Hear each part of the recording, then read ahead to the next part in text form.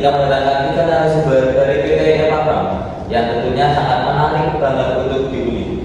Sebelum kita mulai berbincang-bincang, mari kita paparkan profil dari PT Epabam. Teman-teman sudah nggak sabar bukan? PT Epabam adalah perusahaan pertanian yang bergerak pada budidaya apel hijau yang berfokus pada produktivitas apel, industri pengolahan dan hasil panen, dan juga sebagai tempat wisata di Jawa Timur. Perusahaan ini didirikan pada tahun 2020 dengan visi menjadi perusahaan anak hijau di Indonesia yang berkelanjutan dan inovatif. Lokasi PT Epabam yaitu di dataran tinggi yang cocok sebagai industri apel.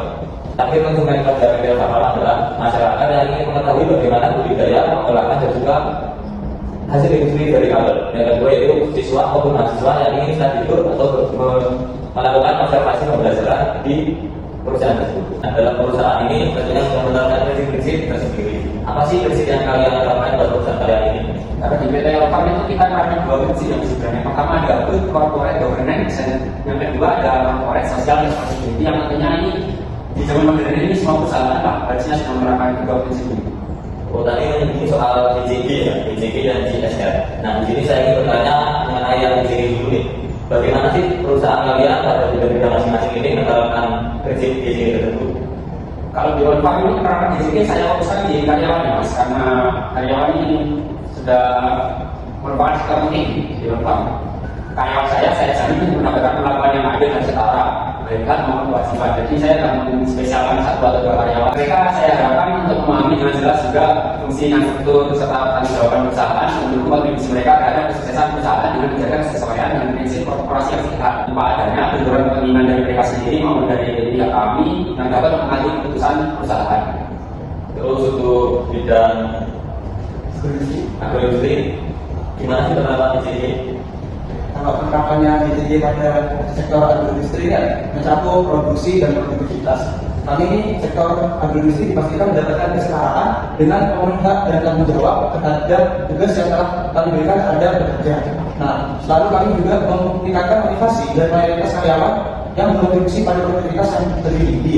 Lalu kami juga menerapkan audit internal maupun eksternal dengan memastikan bahwa manajemen bertanggung jawab atas kinerja perusahaan dan keputusan yang diambil agar mengurangi risiko kecurangan yang terjadi ataupun inefisiensi terhadap operasi agroindustri tersebut.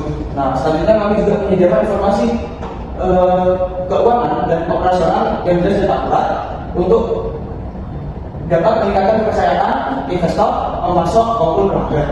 Karyawan juga kami beri bimbingan dalam penerapan korporasi sesuai peraturan yang berlaku. Perusahaan juga dikelola secara profesional tanpa adanya benturan kepentingan dari pihak lain. Kami juga pastikan manajer ini menerapkan prinsip-prinsip korporasi yang sehat. Nah, untuk bidang wisata sendiri, bagaimana penerapan BCG?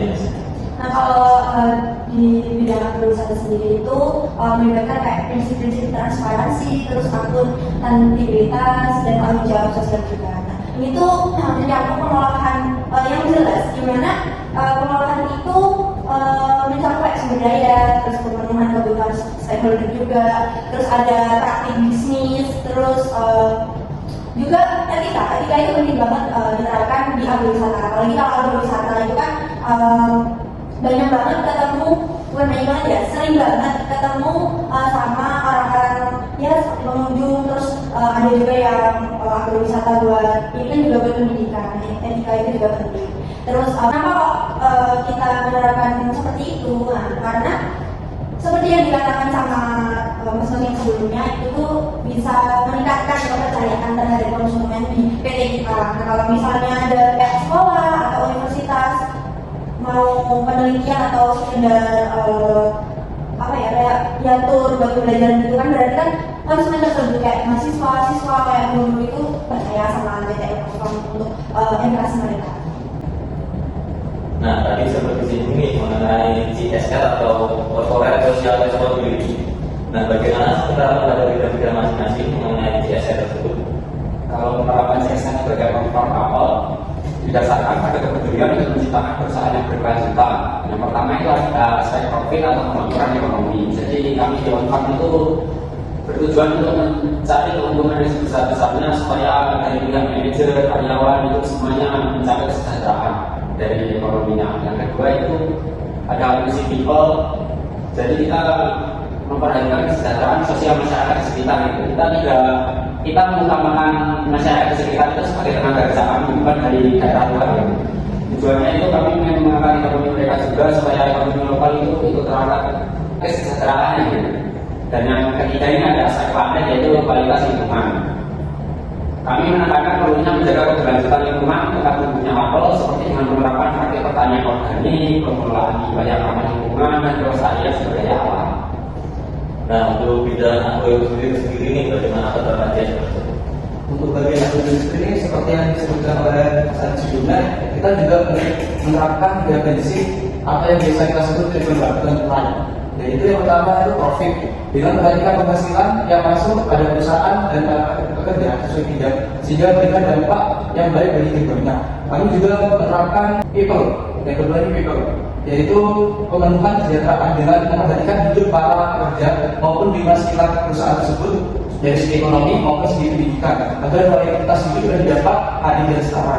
Selanjutnya kami juga menerapkan KF dalam hal ini adalah kontribusi untuk menjaga kelestarian lingkungan yang berkelanjutan, yaitu dengan menghasilkan hasil emisi yang tidak mencemari lingkungan, dan kedua pengolahan terhadap hasil limbah sehingga tidak mencemari lingkungan pula, dan sisa olahan maupun kemasan yang digunakan dapat diolah kembali atau didaur ulang.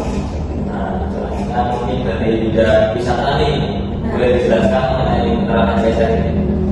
Untuk penerapan CSR di agrowisata sendiri itu dapat meliputi beberapa inisiatif. Jadi kayak misalnya mereka ini bisa memberdayakan komunitas lokal dengan pelatihan pertanian, terus bisa dengan program-program pengembangan keterampilan. Pelatihan pertanian ini itu pelatihan pertanian organik. Untuk program-program tersebut itu bertujuan untuk meningkatkan kesejahteraan masyarakat sekitar. Jadi kita kayak bikin program buat pelatihan, terus pengembangan itu sama warga sekitar dari PT Elkava. Nah, kegiatan itu juga bertujuan untuk keberlanjutan lingkungan. Nah, keutamaannya apa? Kita itu bisa membangun citra perusahaan yang bertanggung jawab secara sosial juga lingkungan. Nah, seperti tadi itu merupakan penerapan CSR pada bidang masing-masing. Nah, ada hal yang menarik yang ingin saya katakan, yaitu mengenai isu yang tersebar.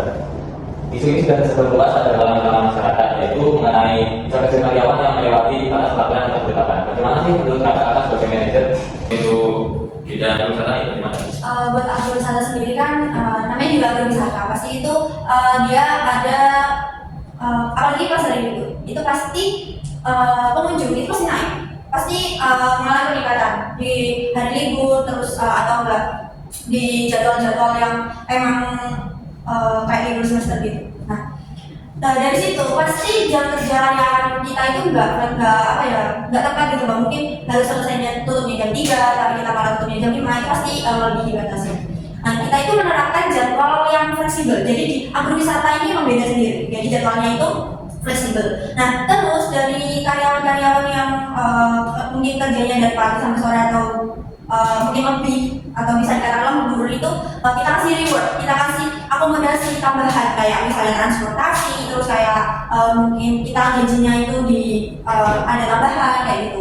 Nah, seperti itu sudah tahu kan kejelasannya mengenai hal tersebut. Jadi memang benar hal tersebut terjadi, tetapi hal tersebut sudah melalui kesepakatan dari pihak manajer dan juga karyawan, melalui kesediaannya pihak perusahaan memberikan reward kepada karyawan berupa uang tambahan. Benar juga?